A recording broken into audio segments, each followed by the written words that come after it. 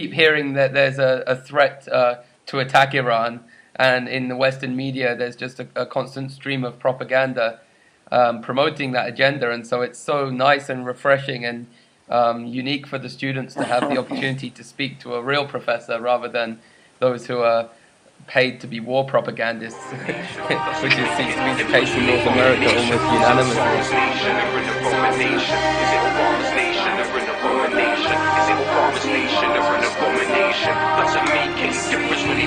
The world's entertainer, the world's devastator. From Venezuela to Mesopotamia.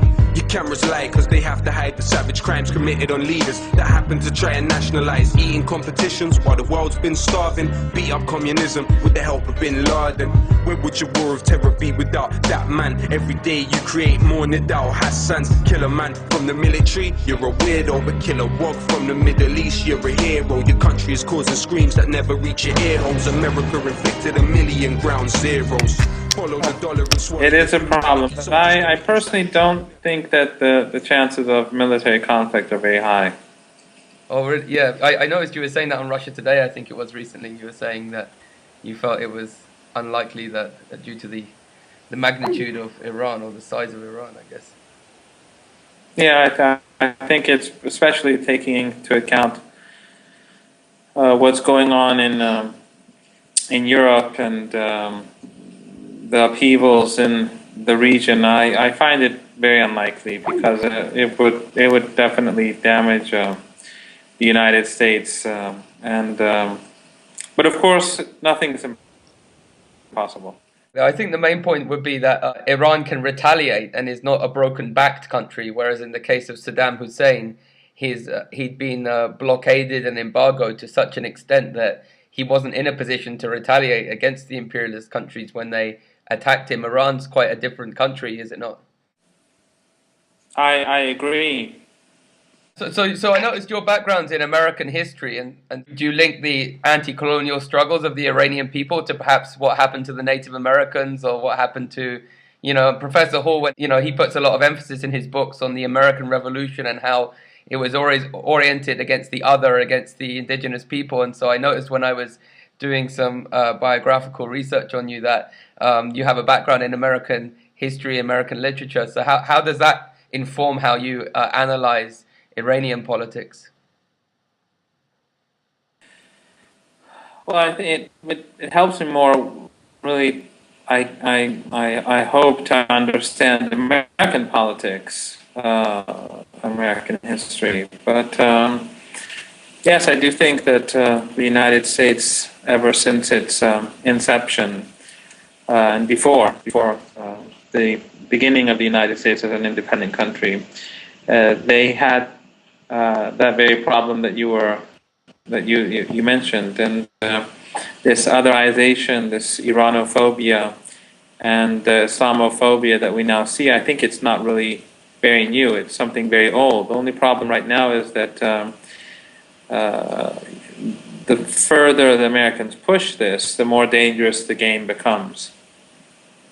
I think so, yeah, because in 1776, in the 18th century, they just had rifles, whereas now they have nuclear warheads and all kinds of armaments that could devastate humanity en masse. We always find it quite interesting that in the Declaration of Independence, you see the U.S. refer to the merciless Indian savages right there in their Declaration of Independence. I don't know if you ever come across that. So from day one, from its inception, there was a terrorist, there was the other right from day one, and it just went from being the red Indians to the red communists, and then on to now the Islamic people generically, who are the constructed enemy. It's quite fascinating. Obviously, we're often told in the West that Iran is this, monstrous dictatorship and all these things. And as a professor, do you, perhaps you could explain to us somehow what it's like on campus in Iran? Like, do you feel you have a lot of latitude academically? What would you say to those who would say there's no freedom of speech in Iran, that we constantly get told such things in the Western media? Well, I would say that our campuses are very lively places, and we have a lot of lots of debate, and we do have foreign academics who travel to Iran for conferences from the United States, from Canada, from China, from India, from Brazil, and European countries, and they have direct contact with our students. I think the problem really is. Are you still there? Yeah. I'm just talking to Professor Hall. I was hoping he might be able to try and call me. No, this is fascinating. You can just So basically, a lot of professors are coming from all around the world, which would imply that these stereotypes that we're being given aren't actually borne out by the facts.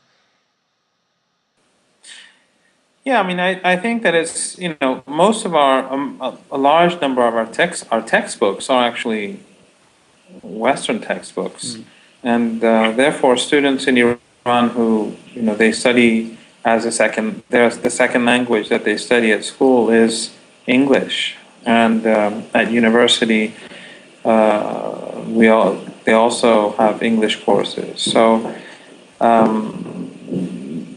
And as I said, a lot of the textbooks, a lot of the articles that are used or read by students, by academics here, are produced in North America, in Western Europe. So there's a lot of knowledge that comes from the West that exists in Iran. Most of the websites are in English, after all. But I think the problem really is the other way around, and that very rarely do you, in Western countries, have access to the Iranian language or Iranian material, and the people who are so supposedly speaking on behalf or about Iranians are so-called Iran experts who are working in Western think tanks, being paid by think tanks that themselves are funded by major corporations, and they rarely take a line that is very far off from what governments are advocating. So instead of getting information from within Iran, they are getting information about Iran by people who really are both agenda driven and who really know very little about the country, because many of them have never actually set foot in the country. Yeah, or many emigrated when they were children, perhaps to Canada, and they've never lived since they've been educated in Iran, and perhaps that could also be an issue, I imagine. Because often you run into Iranian people out here in Canada, and they have a lot of bad things to say about the government, and then you find out perhaps they haven't visited there for many years, and so it's quite a disparity between the kind of imagery that I get told of when I'm here, but then when I see, for example, Press TV, the kind of discussions that Press TV has, it definitely is the kind of things that we wish we would have in our media, addressing issues of war and peace, life and death. Obviously, if Iran's attacked by the imperialist countries, that will be quite a devastating occurrence for humanity, and so we all have a vested interest in preventing that crime against humanity, that crime against all of us. And so, recently there's been a few occurrences. One being the allegation that Iran tried to assassinate the Saudi ambassador, and another being the IAEA claiming that Iran is not, the Iranian government, I should say, is not being sincere in how they're developing nuclear power, and that it perhaps is for the development of a nuclear weapon. One thing I find particularly fascinating, and perhaps you can address 2 points separately, the Saudi issue and the IAEA revelations, so-called. One thing I find amazing is the assumption that Iran hasn't got the right to develop nuclear weapons. It seems to me that and John Mearsheimer, a professor at the University of Chicago, has argued this, that actually if Iran got nuclear weapons, it might foster stability in the region and create mutually assured destruction between Israel and Iran, which would then perhaps end up saving millions of people's lives and preventing the kind of quagmire that we saw in Iraq, the kind of genocidal policies implemented that we saw in Iraq. So that's a big subject I broached there. Perhaps you could address those points. Well, I think both issues are very revealing of how the United States government is behaving. With regards to the so-called plot, it's obviously a fabricated story. After all, why in the world would the Iranians wire money to a hitman in Mexico? You'd think that the people who made up the story would have read a couple of spy novels or perhaps they would have watched a couple of spy films, because they would then know that this sort of thing would obviously be done with cash, not through wiring money, because if you wire money, that is itself very, that's the best sort of evidence possible to source where the money's come from. Or, for example, the so-called Iranian who was supposedly linked to this high-ranking Iranian general goes and tells this Mexican that I'm a cousin of a major Iranian general who doesn't wear a uniform. But the point is that why in the world would this guy, this Iranian, give this sort of sensitive information to a hitman? The reason why he went to Mexico in the first place would probably be for deniability. In other words, so that they could not directly look to Iran for responsibility. And also when he was in prison, the Iranian supposedly called his cousin in Iran, this major general, and spoke on the phone, and the cousin told him to carry out the attack. I mean, why in the world would a senior Iranian general say such a thing on the phone? Not just an ordinary phone line, but to an international call to the United States. So this just doesn't add up, and it's clear that the Americans or someone in the United States or someone, some intelligence organization that has an interest in bringing about war and conflict has fabricated this, and the American government really either recognizes this or is closing its eyes to the fact and using this. But the fact is that these sort of absurd allegations only make the Iranians more suspicious of the Americans, and it prevents any form of rapprochement in the future, because the Iranians simply cannot trust the Americans to be truthful. With regard to the nuclear program, all I can say is that there's never been any evidence whatsoever at any point provided by any source that Iran's nuclear program has ever been anything but peaceful. Even this recent report, which has been produced by the head of the IAEA, this has no new information. It's interesting. I think and it's very revealing about the mainstream Western media, how they all basically repeat the claim, the accusation that this shows that Iran is pursuing a nuclear weapon. No, all the information in this report is very old information. It's information that was handed over to the previous head of the organization years ago, and almost all the information comes from this alleged laptop that the Americans claimed, I think in 2004, that they had obtained, that is full of documents showing that the Iranians are pursuing nuclear weapons. Back then, the Iranians told the IAEA that this is a fraud, and the best way to prove it is to ask the Americans to hand over the laptop to independent computer experts to analyze the data byte by byte to see if this laptop is the real thing or whether it's a fraud. The Americans refused to do so. They never gave the laptop to the IAEA, and for the Iranians, this was evidence enough that it was fraudulent. And even Mr. al-Baradei said repeatedly that he cannot he cannot say that these documents are authentic, despite the fact that the Americans and Western countries put an enormous amount of pressure on him. And he was biased against Iran because of this pressure. But he still had the decency to say that, look, this evidence needs to be proven. And the Iranians were never allowed either to have the files either, which is odd, because you would imagine that if the files were Iranian documents, the Iranians would already have this. And the Americans were saying that the Iranians could build a nuclear weapon if they had the documents. But if they were Iranian, they would have had them in the first place. But the Iranians were allowed to see the documents on a computer screen.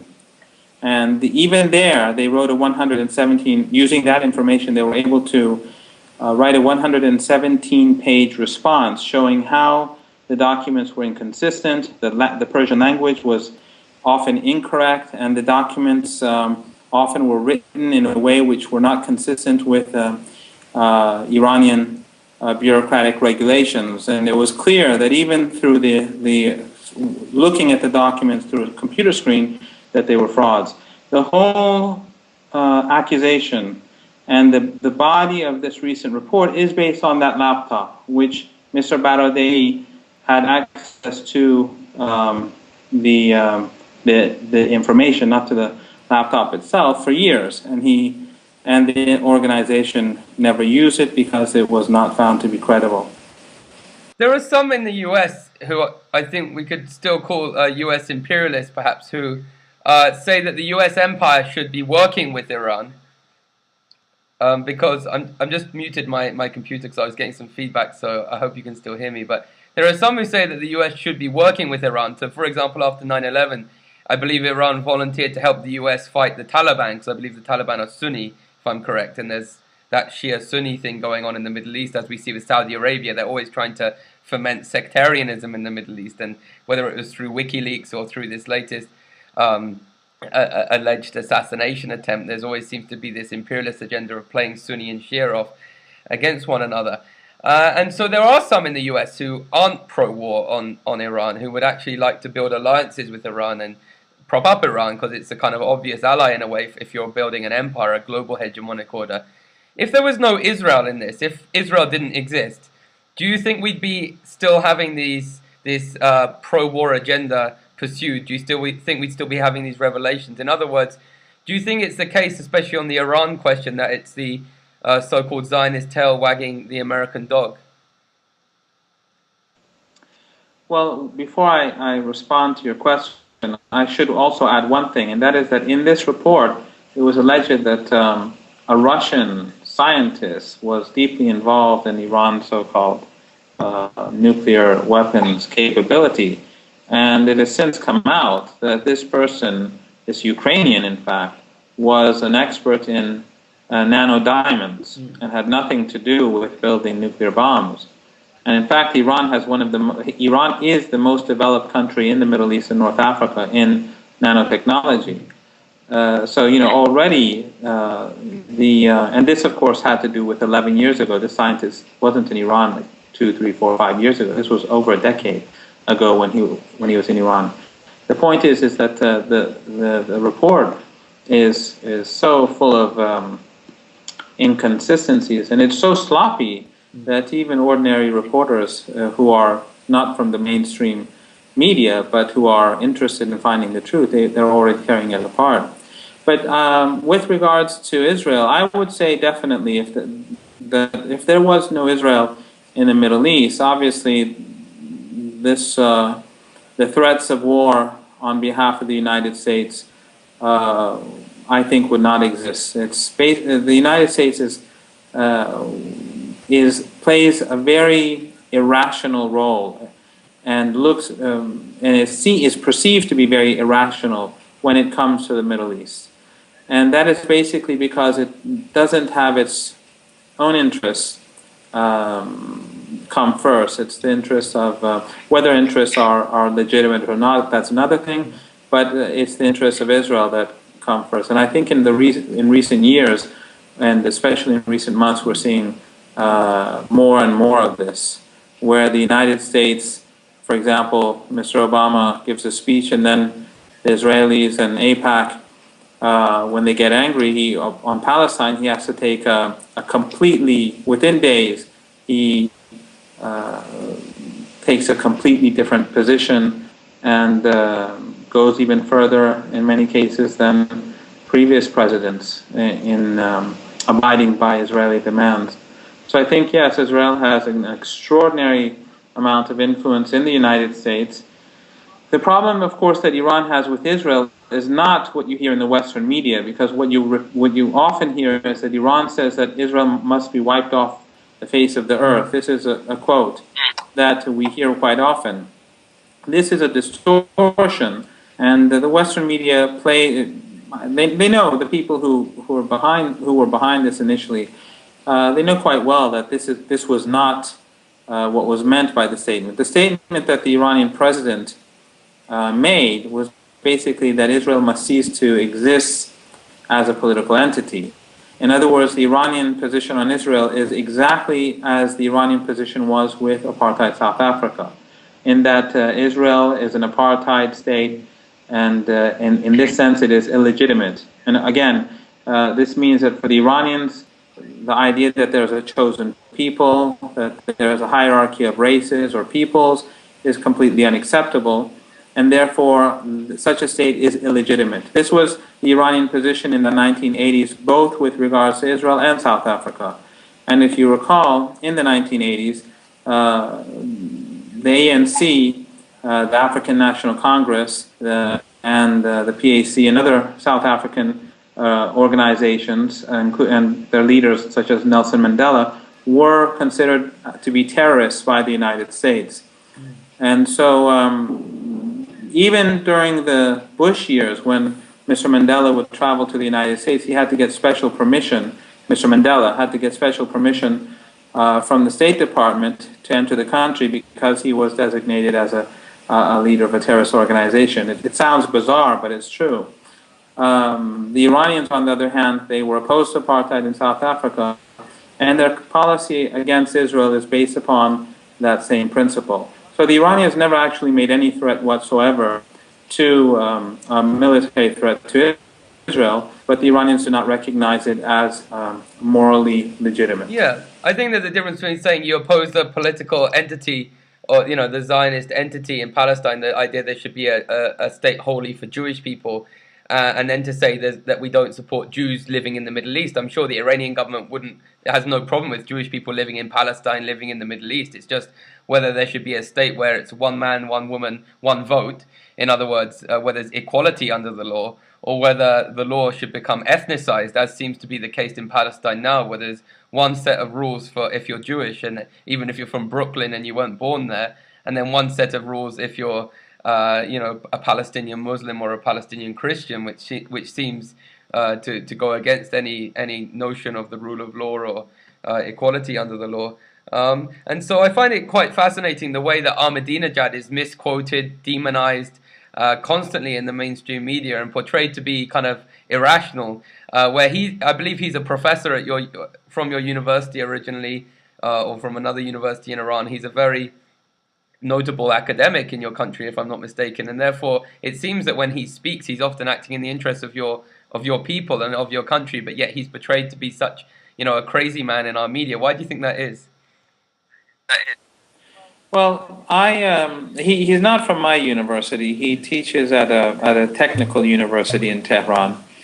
I am not a fan of his. I didn't vote for him. Although he clearly won the elections by a landslide, he was popular, and he is definitely not crazy. But as I said, I've never been a fan of his. But I think that the issue is not really Mr. Ahmadinejad. The issue is more or less Iran's opposition to Israel. No matter who is in power in Iran, as long as Iran's position on Israel is as it is now, that will be unacceptable for the United States. Indeed, Iran's policy is, in my opinion, quite reasonable in the sense that the Iranians say that we will not accept Israel as a legitimate state on moral grounds. However, if the Palestinian people, and that would have to include all Palestinians who are exiled as well, if they come to some sort of agreement with Israel, the Iranians, though they will not recognize Israel as a state, as I said, on moral grounds, they will abide, or they will accept the will of the Palestinian people. So the Iranian position is not crazy. It is not unreasonable, and in fact, it's the moral stance, in my opinion. But as long as this is the case, Iran is going to be demonized, and I don't think it really has much to do with Mr. Ahmadinejad himself or whoever is in power. As long as this is in fact, the a former Mossad agent has been attacking me in the mainstream media, and his colleague in a national newspaper called the National Post, saying that I'm wasting taxpayers' money by studying so-called conspiracy theories. But the evidence is overwhelming that 9/11 was some kind of false flag terrorist operation. In fact, Elias Davidson, a meticulous researcher from Germany, has demonstrated that There's actually no evidence that the hijackers even boarded the planes on 9/11, and there's no evidence that they were even Islamists. They were seen drinking and eating pork and attending strip clubs and doing things that are quite un-Islamic. What's your position on 9/11? And do you think it's just a coincidence that, you know, Israel's enemies were completely demonized as a result of 9/11? I'm not sure if you're familiar with the fact that Mossad agents were arrested in New York on 9/11. You know, we include this, or Professor Hall, I should say, includes this in his curriculum, in his class, and is therefore, you know, quite an aberration in the academy in North America, where most professors are towing the line, going along with the mythology of the war on terror, not being skeptical, but rather being gullible on this question. Have you investigated this subject, and how do you think that informs contemporary politics, the how we view 9/11, which narrative we prescribe to? Well, I don't know a great deal about 9/11, to be honest. I've never actually done research, but a couple of things come to mind, really. One is that in the United States, and so-called Middle East experts or Iran watchers and so on, and in my opinion, none of them actually are experts, they are constantly talking about conspiracy theories when it comes to Iran. For example, this whole absurd story about the Saudi ambassador, which is, you know, it's obvious to anyone in his or her right mind that it's not true. Yet you see Western newspapers towing the line, repeating, basically assuming that the allegations are true, and then making up all these conspiracy theories, sort of describing why this plot was taking place, as if it was true in the first place.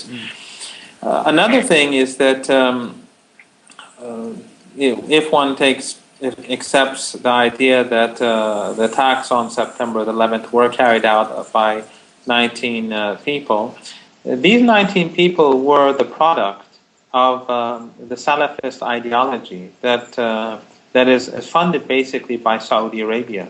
In other words, the most extreme form of ideology in the Islamic world today is Salafism, and it comes from Saudi Arabia.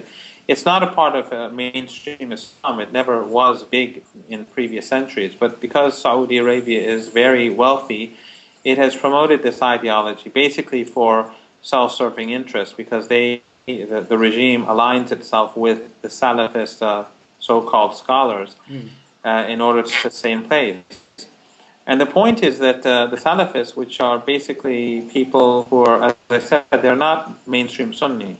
They are very hateful towards other sects. They are hateful of anyone who doesn't think like them.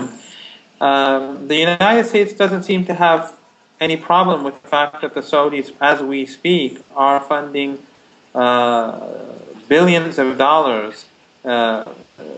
They're providing billions of dollars a year to these people, to these different organizations. The same ideology, the same people who came out and produced Al-Qaeda, the Taliban, and so on.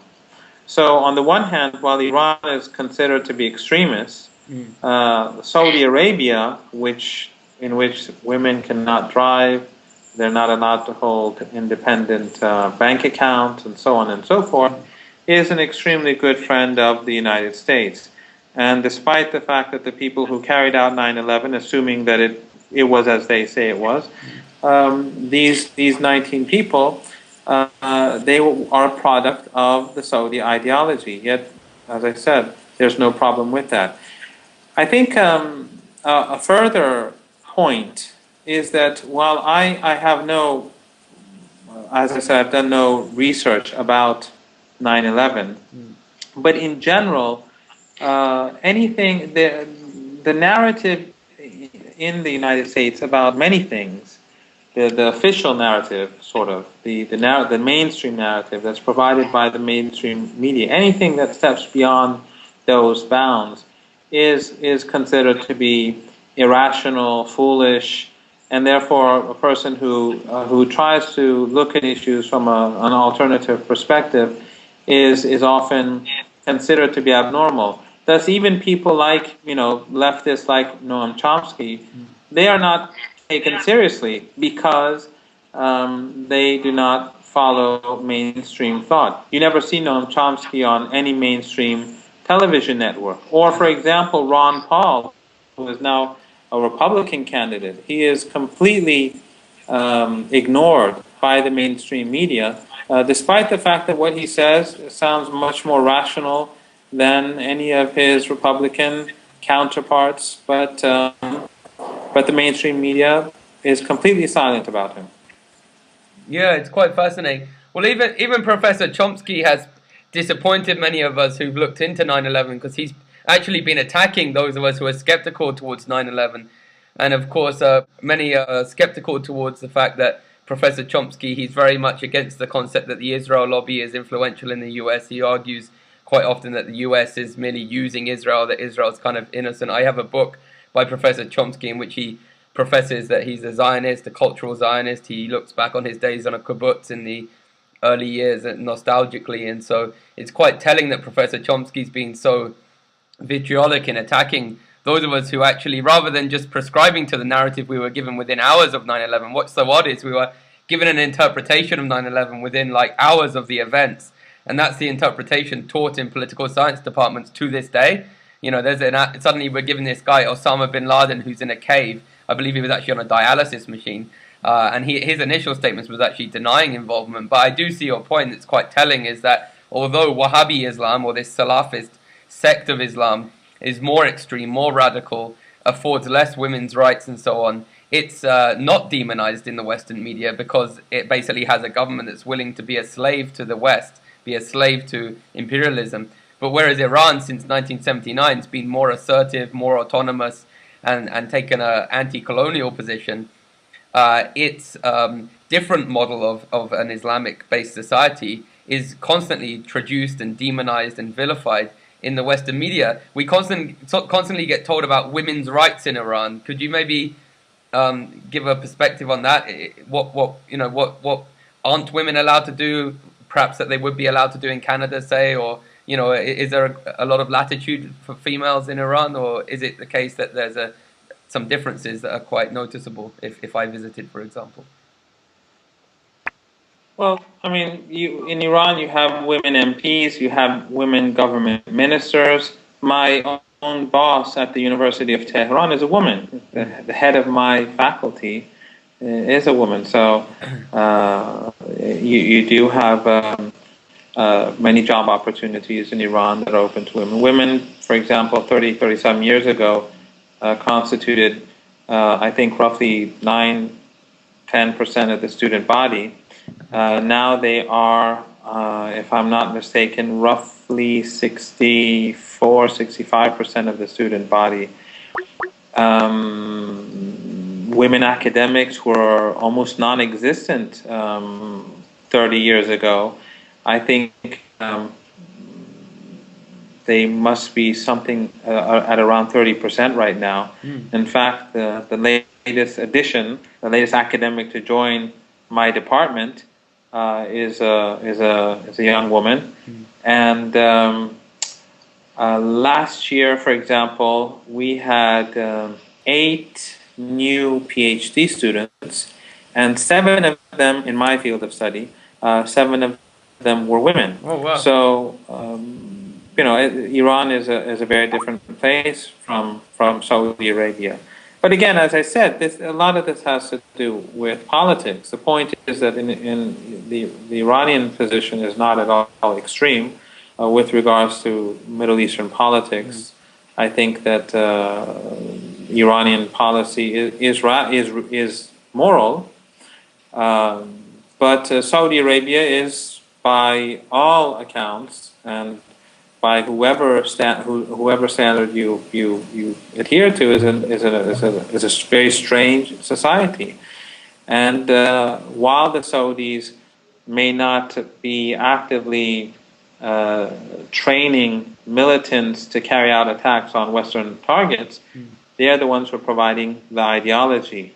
And I think that in the coming years, this is going to be a serious problem in North America, Salafism, because they are basically pushing mainstream Muslims, whether Sunni or Shia, into a corner because of the sheer amount of financial support they have, and the United States closes its eyes to the actions of Saudi Arabia.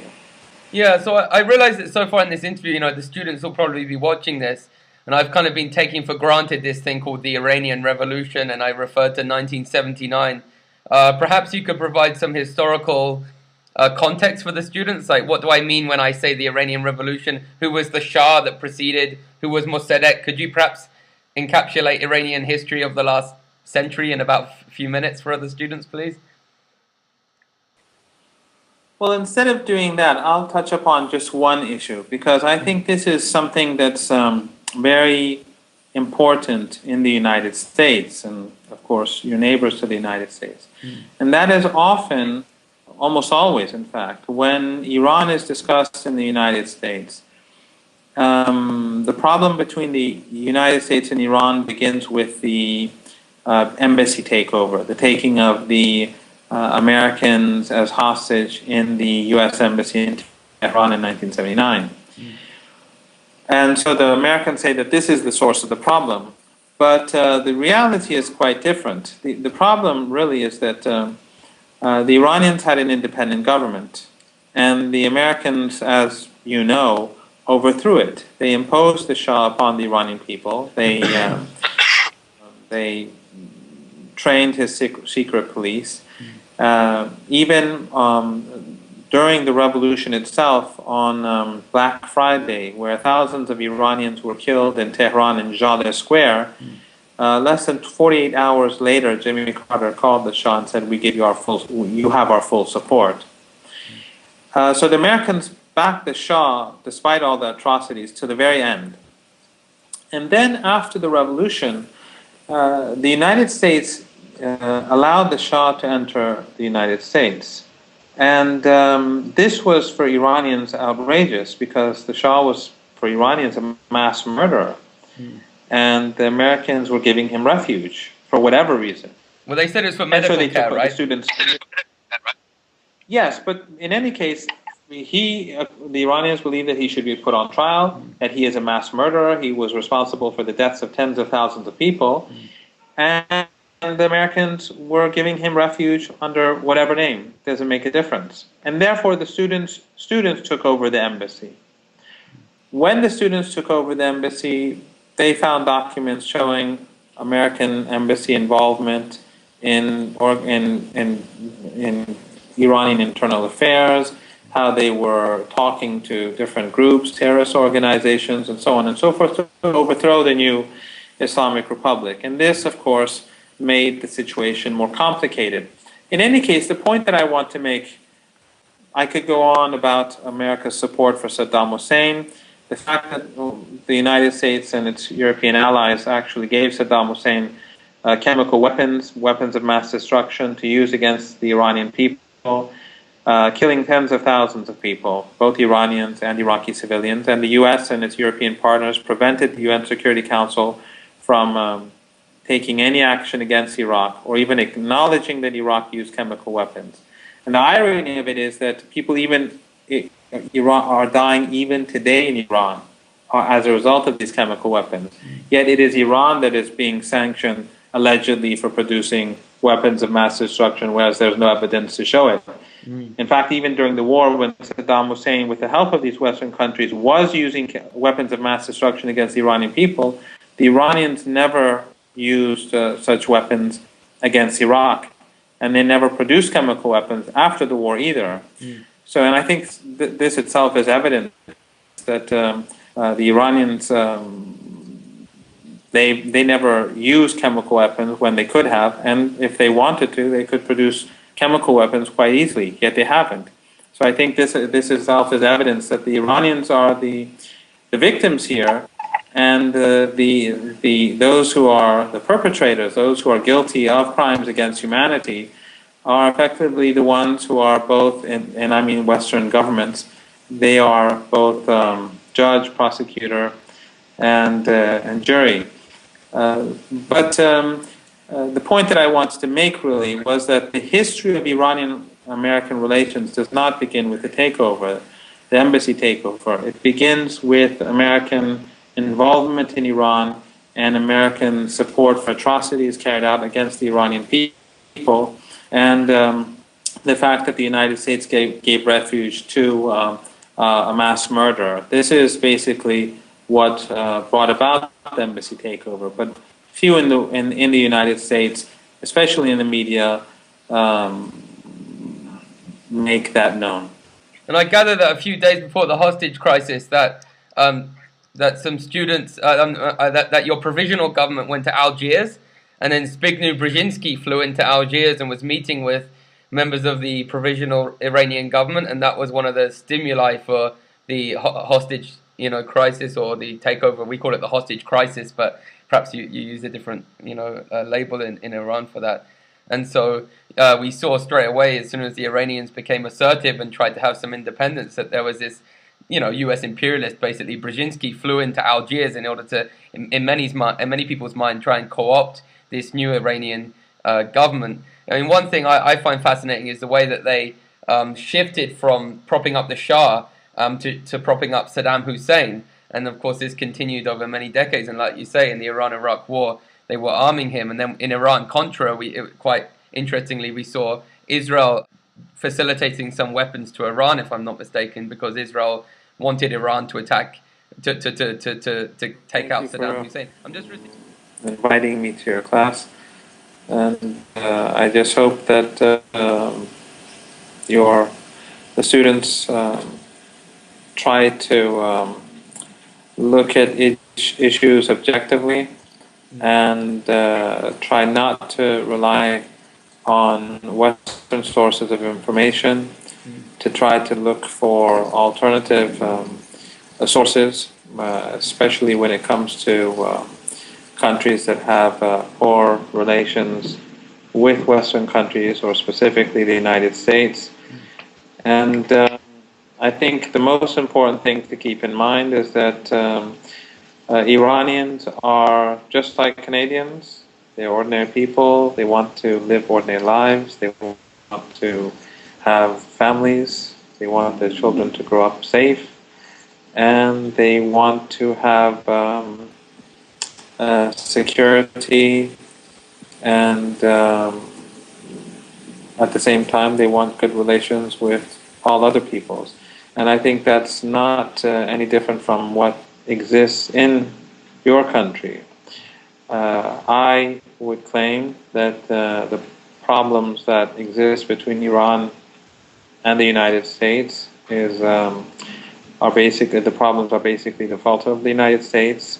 This is the United States has a history of manipulating countries, and this comes back to haunt the United States. Iran is one case. I think you call it blowback. You work against the people, and then it comes back to haunt you. This happened not only in Iran, but there are many such instances. If the United States and Western countries see the international community as their equals and not consider just themselves to be the international community, I think that we have a much brighter future ahead of us.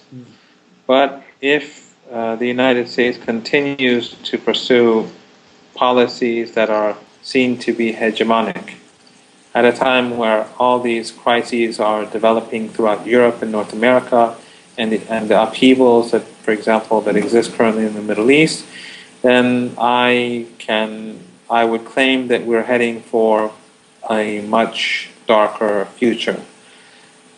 So as students, as academics, I think we all have to look for justice, no matter where it lies, and I hope that all of the students in your class are successful both in their studies and as human beings. Professor Marandi of the University of Tehran, I'm very grateful for you talking with us today with Professor Hall's Globalization Studies class, and I hope we can catch up with you again in the future, and perhaps even conduct some online exchanges between perhaps your students and students in Canada at some point, in order to kind of humanize Iranians and make, personify the kinds of things you're saying, and show that Iranian people are just like us, and that, it would be disastrous for a war in Iran that it would have ramifications that would affect the whole planet, and not only just because of the weaponry that poisons our planet, but also because of the political implications of that. And so I'd like to thank you once more and say thank you for participating in this discussion.